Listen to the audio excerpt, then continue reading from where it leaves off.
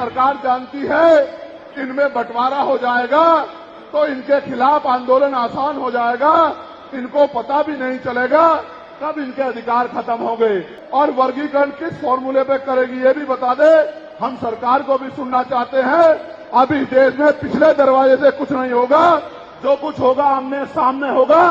अगर हमारे अधिकारों की बात आएगी तो लड़ाई आमने सामने लड़ी जाएगी। ये हमारी आपसी बातचीत है, आप दुश्मन के इशारों पे काम मत करो, हम लोग बैठ के अपनी लड़ाई को निपटा लेंगे। अगर डीएससी के भाइयों को कुछ मिलता है तो हमें तकलीफ नहीं है, लेकिन हम इस सरकार की मंशा को जानते हैं। अन्य जाति के लोगों को शेड्यूल कास्ट में उनको शामिल करके आपके पूरे अधिकार को छीन-बीन कर सकती है। अगर ये पावर स्टेट को मिल गई, हमें सरकार की मंशा पे सिर्फ शक है। और 100% रिजर्वेशन इस देश में लागू होना चाहिए। जिसकी जितनी संख्या भारी, उसकी उतनी हिस्सेदारी का लाभ उनको मिलना चाहिए। कि schedule caste, schedule tribe, backward के लोगों को कितनी उनकी आबादी और कितना सम्मान उनको मिल रहा है, कितनी हिस्सेदारी उनको मिल रही है। तो केंद्र सरकार जल्द से जल्द जातिगत जनगणना कराए। जब तक जातिगत जनगणना नहीं होगी तब तक सबसे पहले स्पष्ट ही नहीं होगा जो आज षड्यंत्र किया गया है और कुछ लोगों को जानबूझ के उनके मुंह से कहलवाया जा रहा है कि इस जाति का हिस्सा ये लोग खा रहे हैं, इस जाति का हिस्सा ये लोग खा रहे हैं, इस जाति का हिस्सा ये लोग खा रहे हैं। मैं चंद्रशेखर आजाद आपको वचन देके कहता हूं, अपने बहुजन समाज के सामने जातिवार जनगणना कराइए, उसके आंकड़े सार्वजनिक कराइए। अगर अंतिम पायदान पर रहने वाले जिनको डीएससी के भाई कहा गया है, जो हमारा परिवार है, अगर उनका 1% आरक्षण भी पॉइंट के बराबर भी कमजोर पड़ रहा होगा तो मैं वचन देता हूं कि इससे बड़ी रैली उनके समर्थन में हम लोग करेंगे। मैं फिर आपसे कह रहा हूं, आप याद करो, जब से इस देश में आरक्षण व्यवस्था लागू हुई है, इस आरक्षण को खत्म करने के लिए चाहे वो कांग्रेस पार्टी रही हो या भारतीय जनता पार्टी रही हो या और कोई मनुवादी दल रहा हो, इन्होंने एड़ी चोटी के जोर लगाए। और आज जिन जातियों को गाली दी जा रही है, ये वही जातियां हैं जिन्होंने अपने बच्चे कुर्बान कर दिए लेकिन अपने अधिकारों की रक्षा की। और आज भी इस देश में आरक्षण बचा हुआ है, नौकरियां बची हुई है, हिस्सेदारी बची हुई है, राजनीतिक व्यवस्था कायम है, लोकतांत्रिक व्यवस्था है। तो धन्यवाद करना चाहिए उन जातियों का जिन्होंने अपने प्राणों का बलिदान दे दिया, लाठी डंडे खाए, गोलियां खाई, लेकिन अपने अधिकारों को छीनने नहीं दिया। सब लोगों को उनका धन्यवाद करना चाहिए। लेकिन दुश्मन का ये षड्यंत्र है और दुश्मन बड़ा समझदार है। दुश्मन जानता है कि 2 अप्रैल 2018 के बाद में ये दलित समाज एकजुट हो गया था। जब दलित समाज एकजुट हुआ तो वो ये सोचने लगे कि इनकी एकता को कैसे तोड़ा जाए। आप और मैं जानते हैं, जब हम मुट्ठी बनकर रहेंगे तो कोई हमारे अधिकारों को नहीं छीन सकता, लेकिन जब जब हम बट जाएंगे, एक उदाहरण के तौर पे बताता हूं, अगर आप झाड़ू की सिक्कों को इकट्ठा कर दोगे, वो सिक्के जो हैं एकजुट हो जाएंगे, उनको बांध दिया जाएगा तो वो सारा कचरा साफ कर देंगे। लेकिन अगर वो जो सिक्के होते हैं, अगर आपने उनको अलग अलग कर दिया तो वो कचरा साफ नहीं कर पाएंगे, वो खुद कचरा बन जाएंगे, उनकी कोई हैसियत नहीं बनेगी। इसलिए हमारे महापुरुषों ने बहुजन समाज में भाईचारे की बात की। और आप महसूस करो, बाबा साहब अम्बेडकर ने क्या नारा दिया? शिक्षित बनो, संगठित रहो और संघर्ष करो। हमें शिक्षित भी बनना है, संगठित भी होना है और अपने विरोधियों, बैरियों के खिलाफ संघर्ष भी करना है, अपने अधिकारों के लिए संघर्ष भी करना है। मैं जब देश के बाहर गया तो मैंने देखा कि वो लोग तरक्की कर रहे हैं, उनकी जिंदगी खुशहाल है, उनकी जिंदगी अच्छी बन रही है, लेकिन उनकी जिंदगी तो अच्छी बन रही है, लेकिन 75 साल की आजादी के बाद आज भी भारत में 80% लोग ऐसे हैं जो रोटी कपड़ा मकान से वंचित है, जिनको इज्जत की जिंदगी नहीं मिल रही। तो मैं ये देख रहा था, मुझे बड़ी खुशी हो रही थी, लेकिन जब मैं भारत की तरफ देखता हूं तो बड़ी निराशा हाथ लगती है। फिर ये महसूस करता हूं कि आज जो कुछ हमारे पास है वो हमारे महान पुरुषों की संघर्ष की वजह से है। अगर हमारे महान पुरुष संघर्ष नहीं करते तो जो आज हमें मिला है ये भी हमें किसी कीमत पे नहीं मिलता। आप जानते हैं, हमेशा आरक्षण के खिलाफ चाहे सुप्रीम कोर्ट हो या मनुवादी दल हो, सब लोगों ने आरक्षण को समाप्त करवाने के लिए एड़ी चोटी के जोर लगा दिए। और इसका सबसे बड़ा हमला इस पे कब हुआ, जब 10% ईडब्ल्यूएस लागू हुआ। मुझे माफी चाहते हुए कहना है कि हमारे दलों ने भी हाथ उठा के जो हमारे पूर्व के दल थे उनका समर्थन किया, जबकि वो आरक्षण पे सबसे बड़ा हमला था। अगर उसी दिन हम लोगों ने सड़कों पर निकल के अपनी आवाज को उठाया होता तो किसी की मां ने दूध नहीं पिलाया होता कि वो दोबारा आरक्षण पे हमला करने के बारे में सोच लेता। ये भाजपा के लोग जो सत्ता में बैठे हैं, इन्होंने वोट तो आपसे हमसे ली धर्म के नाम पे, भाईचारे के नाम पे, लेकिन सत्ता में आके ये लोग अपने लोगों का काम करने लगे, अपने महापुरुषों की विचारधारा को आगे बढ़ाने लगे, और हम लोग रोटी रोटी के लिए मोहताज लोग, जुल्म जाति के शिकार लोग परेशानी की जिंदगी जीने लगे।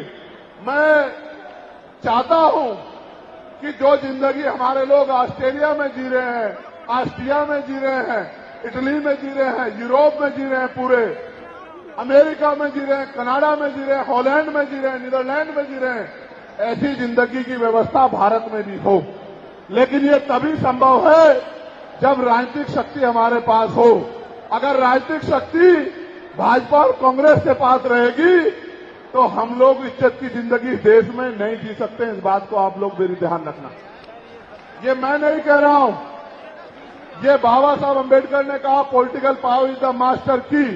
राजनीतिक सत्ता वो चाबी है जो आपकी सारी परेशानियों का हल कर देगी। और राजनीतिक सत्ता जिनके पास है उनके लोग हजारों हजारों करोड़ रुपए लेके भाग जाते। उनके लोग उनके पूंजीपतियों के लाखों लाखों करोड़ रुपए माफ कर दिए जाते। लेकिन अगर आपका 10,000 रुपए का बिल भी बाकी हो तो 10,000 रुपए का बिल भी अगर आप नहीं दोगे तो मुकदमा लिख के आपको जेल भेजने का काम सरकार कर देगी और आपके घर की कुर्की भी करा देगी। आप किसानों का, मजदूरों का हाल देख लो, आप नौजवानों का हाल देख लो इस देश में क्या है। तो हमारी सबसे बड़ी मांग ये है, आप समर्थन करके बताना कि आप इस पर सहमत हो या नहीं हो। बताओ, जातिवार जनगणना होनी चाहिए नहीं होनी चाहिए? एक सुर में बताओ, होनी चाहिए नहीं होनी चाहिए? साथ साथ इस देश में जातिवार जनगणना के साथ साथ जितने भी सरकारी संस्थान हैं, चाहे वो जुडिशरी हो जहां से हमारे खिलाफ लगातार फैसले आते हैं, चाहे वो आर्मी हो, चाहे वो और कोई सरकारी संस्था हो, सब लोग सब जगह पे आरक्षण व्यवस्था लागू होनी चाहिए। बताओ, होनी चाहिए नहीं होनी चाहिए? दोनों हाथ उठा के बताओ, होनी चाहिए नहीं होनी चाहिए? बहुत अच्छी बात। साथ साथ हमारी ये भी मांग है जो मैंने पार्लियामेंट में भी उठाई कि निजी क्षेत्रों में आप इस बात को समझो गौर करके, इस देश में 2% सरकारी नौकरियां, कितने परसेंट? जोर से बताओ। 98% प्राइवेट सेक्टर है। कुछ ऑर्गेनाइज है, कुछ अनऑर्गेनाइज है। आप ये देखो, 2% में तो बंटवारा है, लेकिन 98% पे पुरानी सत्ता वाले लोग और आज की सत्ता वाले लोग सांप की तरह कुंडली मार के बैठे हैं। ना वहां SC/ST के लोगों का कोई प्रतिनिधित्व है, ना OBC के लोगों का है, ना ही मुस्लिम लोगों का है। तो हमारी मांग ये भी है कि अब समय आ गया है कि निजी क्षेत्रों में भी आरक्षण की व्यवस्था होनी चाहिए नहीं होनी चाहिए? बताओ, दोनों हाथ उठा के बताओ, जोर से बताओ, होनी चाहिए नहीं होनी चाहिए? Very good, very good. साथ साथ हमारी ये मांग है कि प्रमोशन में रिजर्वेशन भी इस देश में लागू होना चाहिए। शेड्यूल कास्ट, शेड्यूल ट्राइब और बैकवर्ड के लोगों के लिए प्रमोशन में रिजर्वेशन भी सरकारी संस्थानों में लागू होना चाहिए। लागू होना चाहिए, लागू होना चाहिए? बताओ, जोर से बताओ। हमारी ये भी मांग है कि मंडल कमीशन की बाकी सिफारिशें भी लागू होनी चाहिए, क्योंकि जब तक मंडल कमीशन की बाकी सिफारिशें लागू नहीं होगी तब तक पिछड़े वर्ग के लोगों को बराबर की हिस्सेदारी और सम्मान नहीं मिलेगी। हमारी ये भी मांग है, सरकार कह रही है कि क्रीमी लेयर लागू करना चाहिए और जज साहब भी कह रहे हैं क्रीमी लेयर लागू करना चाहिए। मैंने पार्लियामेंट में पूछा कि भारत में कितने शेड्यूल कास्ट के लोग, शेड्यूल ट्राइब के लोग अरबपति बन गए, इसका डाटा आपको सार्वजनिक करना चाहिए, आर्थिक आंकड़े सार्वजनिक करने चाहिए, तब हमें पता लगेगा कि क्रीमी लेयर की स्थिति में हम आए या नहीं आए। आपको शायद जानकारी नहीं है, मैं आपको बताता हूं, आज भी बहुत सारे पदों को एनएफएस करके, नोट फाउंड सुटेबल करके हमारे योग्य लोगों को नौकरी से निकालने का काम ये सरकारें करती है, क्योंकि कलम की ताकत उनके हाथ में होती है। जिनकी राज सत्ता पे कब्जा होता है, हमारे लोगों का राज सत्ता पे कब्जा नहीं है, इसलिए सारी योजनाएं हमारे खिलाफ बनती हैं। हमारी ये भी मांग है, जिस पर मैं गौर कर रहा हूं, सरकार ने कहा, मैं आज इस पर भी बोलूंगा। आज अगर मैं इस पर नहीं बोलूंगा तो हमारे लोगों को पता ही नहीं लगेगा देश में क्या हो रहा है। सरकार ने कहा कि वर्गीकरण लागू होना चाहिए।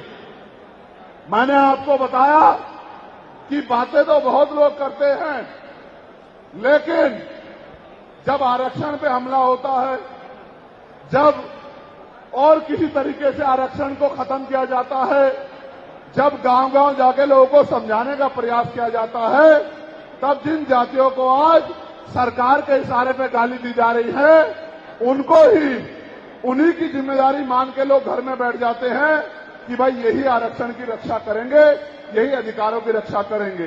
लेकिन सच ये है, अगर सरकार की मंशा वर्गीकरण के जरिए वास्तविकता में निचले पायदान पे बैठे अंतिम व्यक्ति को ऊपर उठाने की होती, तो जिस तरह से 10% आर्थिक आधार पर आरक्षण की व्यवस्था की गई थी, 10% आरक्षण की व्यवस्था डीएससी के भाइयों के लिए, डीएससी परिवारों के लिए सरकार कर सकती थी।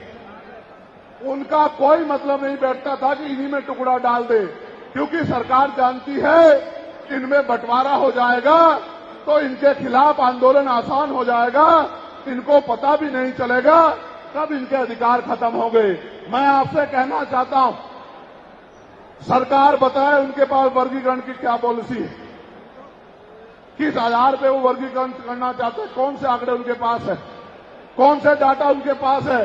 मैं सरकार से जानना चाहता हूं, सरकार कमेटियां बना दे और वर्गीकरण किस फॉर्मूले पे करेगी ये भी बता दे। हम सरकार को भी सुनना चाहते हैं। अभी देश में पिछले दरवाजे से कुछ नहीं होगा, जो कुछ होगा आमने सामने होगा। अगर हमारे अधिकारों की बात आएगी तो लड़ाई आमने सामने लड़ी जाएगी। सरकार ये भी बताए क्या वह रोस्टर में बदलाव करेगी, क्या सरकार रोस्टर में बदलाव करेगी, सरकार बताएगी। हमारे लोग तो अभी सही तरह से चीजों को नहीं जानते हैं। मैं ये भी विश्वास दिलाता हूं, स्पेशली डीएससी के भाइयों को कह रहा हूं, मेरी बात को गौर से सुनना। स्पेशली डीएससी के भाइयों को कह रहा हूं, उन जातियों को जो लोग आंदोलन कर रहे हैं, आपको एहसास नहीं है, जब देने की बारी आएगी हम बताएंगे अपने भाइयों को किस तरह से आगे बढ़ाया जाता है, किस तरह से उनकी हिस्सेदारी दी जाती है। अभी तो हम पे देने कुछ है ही नहीं। मैं आपको विश्वास दिला कहता हूं, डीएससी के जो हमारे भाई हैं, वाल्मीकि समाज के भाई हों, धानुक समाज के भाई हों, और बागड़ी समाज के भाइयों और किसी सैसी समाज के भाइयों, मैं चंद्रशेखर आजाद वचन देके कहता हूं बहुजन समाज के सामने, ये हमारी आपसी बातचीत है। आप दुश्मन के इशारों पे काम मत करो। हम लोग बैठ के अपनी लड़ाई को निपटा लेंगे। हम लोग अपने आप बैठ के चर्चा करके आपके साथ बैठ के, अगर कहीं हमें कुछ डर भी है, आप चीजों को नहीं समझ पा रहे हो या हम लोग समझा नहीं पा रहे, अगर आपको अधिकार मिलता है तो बताओ, हमारे किसी व्यक्ति को तकलीफ है क्या? बताओ, अगर हमारे डीएससी के भाइयों को अधिकार मिलता, बताओ, हाथ उठा के बताओ, तकलीफ है क्या हमें किसी को? ये इतना बड़ा जनसमूह गवाही दे रहा है, अगर डीएससी के भाइयों को कुछ मिलता है तो हमें तकलीफ नहीं है। लेकिन हम इस सरकार की मंशा को जानते हैं, हम इस सरकार को जानते हैं, इनके चरित्र को जानते हैं। ये देना कुछ नहीं चाहती, ये तो इसको अटका के रखना चाहती हैं।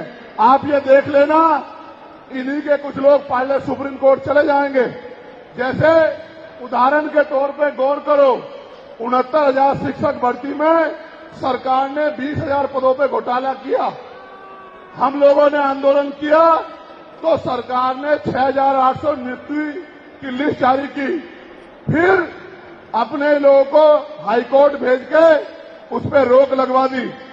फिर हाईकोर्ट पे फिर हमारे लोग लड़े तो उन्होंने कहा दोबारा लिस्ट जारी करो, इनको अधिकार मिलना चाहिए।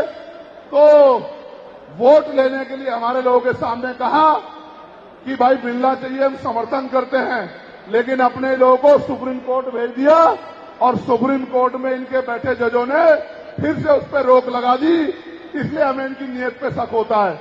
मुझे डर ये भी है, अगर ये अधिकार स्टेट गवर्नमेंट को दे दिए गए तो ये कॉन्स्टिट्यूशन का तो बहुत बड़ा वॉयलेशन होगा ही, 340 का, 341 का, लेकिन ए का।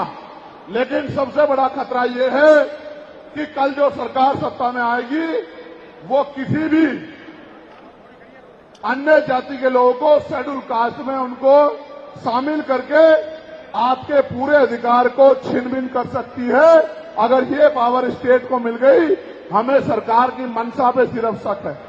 हमने ये भी मांग किया, आपको याद होगा, यूपी के साथी हमारे जानते हैं, हमने 2 साल पहले, पौने 2 साल पहले मांग की थी कि जो 52% ओबीसी हैं उनको 27% रिजर्वेशन सुप्रीम कोर्ट के लोगों ने दिया। आबादी से आधा सुप्रीम कोर्ट ने मंडल कमीशन की रिपोर्ट के बाद ना चाहते हुए सरकार ने कर दिया, तो सुप्रीम कोर्ट ने अपने तरीके से रोक लगा के 27% दिया।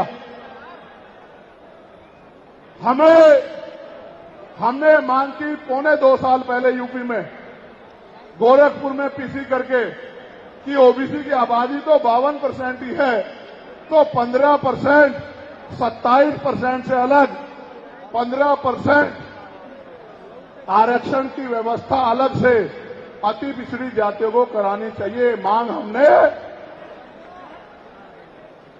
पौने 2 साल पहले उत्तर प्रदेश में उठाई थी। उसके बाद उसी दिन हमने मांग उठाई, क्योंकि हमें नया चरित्र है। हम बाबा साहब अम्बेडकर को, मान्यवर काशीराम साहब को अपना नेता मानते हैं, हम ज्योतिबा फूले साहू जी महाराज को अपना नेता मानते हैं। हमने मांग उठाई थी, हम मामला रामसू वर्मा और सर छोटू राम को अपना नेता मानते हैं, हम चौधरी महाराज सिंह भारती को अपना नेता मानते हैं, हम कोतवाल धन सिंह गुर्जर को अपना नेता मानते हैं। हमने मांग उठाई थी कि भाई हमारी आबादी बढ़ रही है, 2011 के बाद जनगणना नहीं हुई और जो जनगणना हुई उसके आंकड़े जारी नहीं हुए। इसलिए हम लोग मांग करते हैं कि जिन जातियों को अवसर नहीं मिले, पहले तो उनको तैयार किया जाए और फिर उनको 5% अतिरिक्त आरक्षण शेड्यूल कास्ट में 15% अतिरिक्त देकर उनको मुख्य धारा में लाया जाए। जब हम 2 साल पहले इसकी मांग कर रहे हैं तो हम डीएससी के भाइयों के विरोधी कैसे हो सकते हैं, आप लोग बताओ। तब तो वो आंदोलन भी नहीं चला रहे थे, हम तो आंदोलन चला के मांग कर रहे थे कि मिलना चाहिए, मिलना चाहिए। लेकिन मैं आज भी कहता हूं, हमारी ये मांग है कि अब समय आ गया देश में कि आरक्षण की सीमा बढ़ाई जानी चाहिए, आरक्षण की कैप खत्म की जानी चाहिए और 100% रिजर्वेशन इस देश में लागू होना चाहिए। जिसकी जितनी संख्या भारी उसकी उतनी हिस्सेदारी का लाभ उनको मिलना चाहिए। आप फिर कह रहा हूं, जातिगत जनगणना कराओ और 100% आरक्षण करो। मैं तो स्वर्ण जातियों का सबसे बड़ा हितैषी हूं, उनको 10% आरक्षण क्यों दे रहे हो? मेरी ये मांग है। मैं तो अपने लोगों के आरक्षण में से भी उनके लिए मांग करता हूं। उनकी आबादी तो 15% भी नहीं है। मैं ये कहता हूं कि उनका अलग से ब्लॉक बना के उनको 20% आरक्षण सरकार को देना चाहिए और 80% आरक्षण को SC, ST, OBC के लिए फ्री कर देना चाहिए। जबकि काशीराम साहब तो 85% की बात करते थे, लेकिन मैं समझता हूं कि उनमें भी लोग गरीब हैं, इसलिए मैं उनका 5% और बढ़ा रहा हूं। लेकिन पहले देश को ये तो बता दो, जातिगत जनगणना करा के, कि भाई अभी तक उनका प्रतिनिधित्व कितना है, अभी तक उनकी सरकारी नौकरियों में हिस्सेदारी कितनी है और कितनी कमी उनकी है जो आपने 10% उनको दे दिया। आज हम लोग एक और मांग भी उठाते हैं कि कास्ट का आरक्षण बढ़ा के उसकी संख्या के आधार पे 25% करना चाहिए। बताओ सहमत हो नहीं सहमत हो? जोर से हाथ उठा के, दोनों हाथ उठा के बताओ सहमत हो नहीं सहमत हो? तो ये हमारी वो मांगे हैं जिनके लिए आज हम लोग यहाँ इकट्ठा हुए हैं। नेशनल दस्तक की आपसे गुजारिश है कि अगर इसको बचाना चाहते हैं तो नेशनल दस्तक को सब्सक्राइब करने के लिए रेड कलर के सब्सक्राइब बटन को दबाएं, फिर बेल आइकन की घंटी दबाएं। नेशनल दस्तक को बचाने के लिए बहुत जरूरी है कि हर खबर को शेयर करें, लाइक करें, कमेंट जरूर करें।